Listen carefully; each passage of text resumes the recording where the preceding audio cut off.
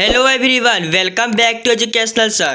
तो आज हम सभी डिस्कस करने जा रहे हैं superposition of collinear harmonic oscillations में हैविंग इक्वल फ्रीक्वेंसीज। ठीक है, हैविंग इक्वल फ्रीक्वेंसीज है हमारा टॉपिक और BSc physics point of view से ये हमारा चैप्टर चल रहा है superposition of collinear harmonic oscillation. ठीक है, तो बेसिकली इक्वल फ्रीक्वेंसीज में हम क्या देखते हैं, यहाँ पे हम साइन ओमेगा टी को भी ले सकते हैं, यहाँ कोस ओमेगा टी को भी ले सकते हैं, कोई दिक्कत नहीं है। तो बेसिकली हमारे जो पिछले क्लास में डिस्कस किया था कि सुपर पोजिशन प्रिंसिपल आखिर क्या होता है, लिनियरिटी क्या होता है, होमोजीनियस नॉन होमोजीनियस, ये सारे टॉपिक को हमने पिछले क्लास में डिस्कस किया था। यदि आपने वो वीडियो नहीं देखा जरूर चेकआउट करें, क्योंकि उस वीडियो से यहाँ पे बहुत ही सुपर पोजिशन प्रिंसिपल का यूज होने वाला है, तो वीडियो जरूर देखें।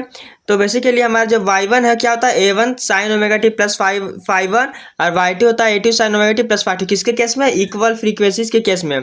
यहाँ साइन भी हो सकता है, कोस फंक्शन हो सकता है, अब बेसिकली आप कुछ भी चूज कर सकते हैं, आंसर सेम ही आने वाला है। तो चलिए विद टाइम वेस्ट की वीडियो को स्टार्ट करते हैं। और ये देखिए हमारे सुपर पोजिशन प्रिंसिपल के अकॉर्डिंग हमारे ये दोनों जो ऑसिलेशन हार्मोनिक है दोनों को ऐड होने के बाद हमारा कुछ इस तरह से बनता है। तो ये सब टॉपिक जो है ये किस तरह से हो रहा है साथ ही पिछले क्लास में डिस्कस किया था, तो वो वीडियो जरूर देखिए, आपको डिस्क्रिप्शन में प्लेलिस्ट भी मिल जाएगा, तो वहाँ से भी आप चेकआउट कर सकते हैं।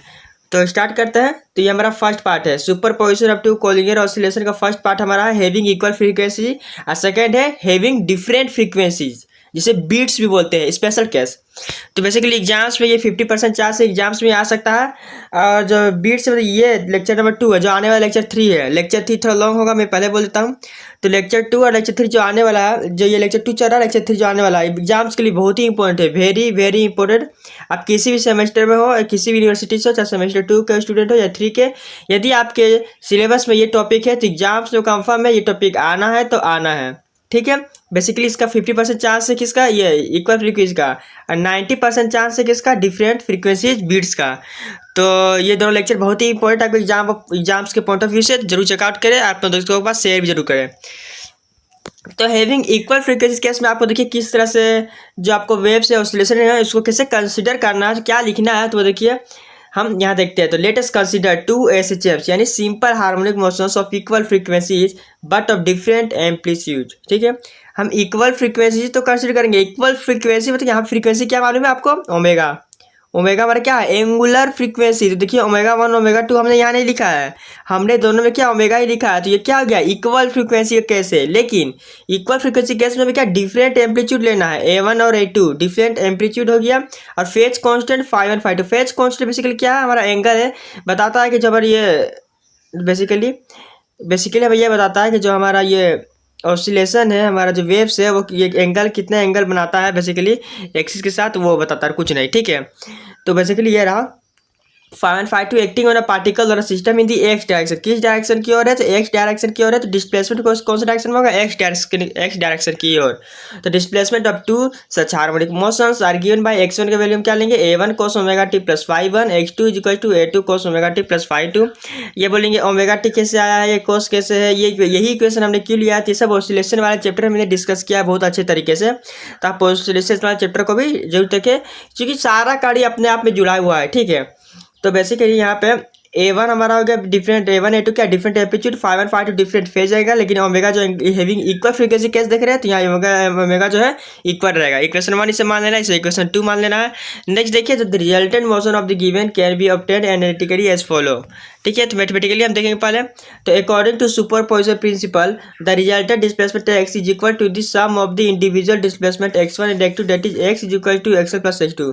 सुपर पोजिशन प्रिंसिपल क्या होता है, दोनों को ऐड करना होता है, x1 प्लस x2 को ऐड करेंगे तो हमें x का वैल्यू मिल जाएगा रिजल्टेंट।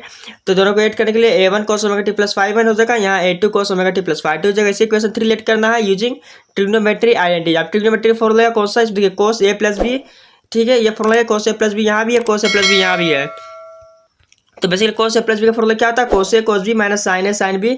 ये फॉर्मूला आप याद रखें सारा चीज, तभी आपको यहाँ पे बन पाएगा। ठीक है, तो formula cos a plus B का फॉर्मूला क्या था, cos a cos b minus sin a sin b। ये क्लास 11th का फॉर्मूला है, मैं आशा करता हूँ आपको याद होगा। तो इक्वेशन 3 कैन बी रिटेन है, इक्वेशन 3 किस तरह से लिख सकते हैं, तो cos a cos b है। तो बेसिकली यहाँ देखिए यहाँ क्या है, cos omega T plus φ1, cos क्या है ओमेगा टी प्लस क्या है ओमेगा टी प्लस φ1। तो देखिए cos a cos b, तो cos a क्या है cos omega T plus cos φ1, फिर माइनस क्या होगा sin omega T plus sine omega T into sine phi one. उसी तरह फिर क्या cos omega T cos phi two होगा, यहाँ sine omega T into sine phi two होगा, बीच में यहाँ माइनस होगा, यहाँ भी माइनस होगा। इतना समझ में आ गया आपको, फॉर्मूला से ये सारी चीज़ आया है। अब देखिए एक से यहाँ देखिए सबको मल्टीप्लाई करने होता है, A1 को अंदर मल्टीप्लाई करने इसके साथ भी इसके साथ भी, यहाँ कोस ओमेगा टी हो जाएगा, कोस फाइव वन हो जाएगा, यहाँ माइनस, ये देखिए माइनस, यहाँ पे माइनस है, minus A1 sine omega T sine phi one. ठीक है, नेक्स्ट देखिए A2 है तो cos omega T cos phi two, cos omega T cos phi two A2 के साथ मल्टीप्लाई है, फिर यहाँ भी A2 मल्टीप्लाई होगा माइनस के साथ, तो A2 sine omega T sine phi two. Next देखिए तो एक्स इक्वल टू बेसिकली हमारा क्या होगा, कोस ओमेगा टी कॉमन लेंगे ऊपर से, तो बेसिकली हमारे यहाँ आएगा A1 cos phi one plus A2 cos phi two, यानी A1 व A2 को टर्म को एक साथ करना है और phi one phi two term को एक साथ, यहाँ से साइन ओमेगा टी को कॉमन लेंगे। तो अब यहाँ पे देखिए इतना हो जाने के बाद आपको इसे इक्वेशन 4 लेट कर लेना है। अब हमने लेट किया, क्या लेट किया कि A1 cos phi one plus A2 cos phi two को हमने एक कोस थीटा माना है, और A1 साइन फाइव वन और A2 साइन फाइव टू को ए साइन थीटा माना है, यानी कोस वाले टर्म को कोस मानना है, फाइव वन वाले टर्म को फाइव टू माना है। तो ए कोस थीटा हो गया, ए साइन थीटा, इसे 5 और 6 इक्वेशन लेट कर लेना है। अब यार A and theta are constant to be determined using 5 and 6 in equation 4 we get. तो 5 और 6 जो है इस इक्वेशन 4 में हम मानेंगे, एंड बेसिकली वैल्यू को पुट करेंगे तो यहाँ ए कोस थीटा, यहाँ A cos theta omega T हो जाएगा, यहाँ A sine theta sine omega T हो जाएगा। देखिए इक्वेशन वगैरह कुछ इस तरह से हो गया है। अब देखिए यहाँ ए है, यहाँ ए है, यहाँ भी ए है, तो बेसिकली ए को कॉमन लेंगे और कुछ नहीं, ए कॉमन लेंगे, यहाँ कोस ओमेगा टी कोस थीटा है, यहाँ sine omega T sine theta. अब बेसिकली किसका फॉर्मूला है, ये फॉर्मूला जो कोस ए प्लस बी का, कोस A cos B minus sign A sine B, तो कोस यहाँ ओमेगा टी प्लस थीटा आ गया। यानी आप देख सकते हैं हमने जो शुरुआत में लेट किया था इक्वेशन को, देखिए ये जो इक्वेशन हमने लेट किया था ऊपर, देखिए ये इक्वेशन जो हमने लेट किया, आंसर में जो रिजल्टेंट भी रहा एक्स का वैल्यू वो भी यही मिल रहा है। देखिए इक्वेशन 1 इक्वेशन 2 हमने लेट किया था ना, देखिए एक्स का वैल्यू आपको रिजल्टेंट जो है वो भी हमें क्या मिल रहा है, यही मिल रहा है। तो इस इक्वेशन 7 लेट करना है। तो सब क्या समझते हैं, देखिए equation 7 shows that the resulting motion, the resultant displacement is also a simple harmonic motion of amplitude A and a phase constant theta. The angular frequency omega of the resulting motion is the same as that of individual harmonic oscillations. यानी जो हमने एक equation 1 और equation 2 को हमने late किया था, equation 1 equation 2 को ओमेगा और ओमेगा, देखिए यहाँ भी हमारा ओमेगा ही है, यानी इक्वल फ्रीक्वेंसी रिजल्टेंट होने के बाद भी हमारा जो फ्रीक्वेंसी वो डबल नहीं होगा, वो इक्वल ही रहेगा। तो ये हमें यहाँ से मालूम चल गया इक्वेशन 7 से। तो बेसिकली ये हो गया हमारा इसका प्रूफ। आप देखिए हमें ए और थीटा का वैल्यू निकालना है, यदि हमारा एम्पलीट्यूड क्या है और जो हमें फेज एंगल लिया थीटा फेज डिफरेंस वो क्या है, तो इसके लिए हम क्या करेंगे, the value of A and theta can be determined from 5 and 6 on squaring and adding equation 5 and 6 we get. तो इक्वेशन 5 और 6 जो है इसे हम क्या करेंगे, पहले ए का वैल्यू फाइंड आउट करने के लिए ए का वैल्यू फाइंड आउट करने में इसे स्क्वायर करके ऐड करेंगे इक्वेशन 5 6 को। तो देखिए हमने दोनों इक्वल के एल एच साइड को हमने स्क्वायर करके ऐड कर दिया, आर एच साइड भी स्क्वायर करके हमने ऐड कर दिया है। तो अब यहाँ पे ए स्क्वायर है, ए स्क्वायर कॉमन लेंगे तो sine square theta plus cos theta 1 हो जाएगा। यहाँ पे A1 कोस फाइव वन है, यहाँ A2 कोस फाइव टू, इसका स्क्वायर एजिटिस, ये सारा टर्म एजिटिस हमने यहाँ लिख दिया, कुछ नहीं। अब नेक्स्ट देखिए यहाँ तो ए स्क्वायर हो जाएगा। अब देखिए इसका हम क्या करेंगे, यहाँ पे ए प्लस बी का होल स्क्वायर होगा तो ए स्क्वायर, यहाँ देखिए बेसिकली ए स्क्वायर हो गया, फिर यहाँ पे क्या plus B square plus 2ab, फिर यहाँ प्लस बीच में प्लस फिर क्या A square plus B square, तो A square plus B square plus 2ab। ठीक है, फॉर्मूला लगा यहाँ पे। यहाँ से A1 स्क्वायर का हमने कॉमन दिया है, A1 स्क्वायर को कॉमन लेंगे तो cos square five one plus sine square five one का होल स्क्वायर बचेगा। बेसिकली ये होल स्क्वायर नहीं है, यहाँ सिर्फ स्क्वायर होगा। ठीक है, अब यहाँ देखिए यहाँ A2 स्क्वायर को कॉमन लेंगे तो कुछ इस तरह से होगा, यहाँ बेसिकली 2a1 a2, यहाँ 2a1 a2 एजिटिस रहेगा। ठीक है, तो ये क्या हो जाएगा, sine square theta plus cos theta, ये भी 1 हो जाएगा, ये भी 1 हो जाएगा। Basically A1 square plus A2 square plus 2a1 a2 common लेंगे, यहाँ cos phi one cos phi two plus sine phi one sine phi two होगा। यहाँ तक आपको समझ में आ रहा होगा।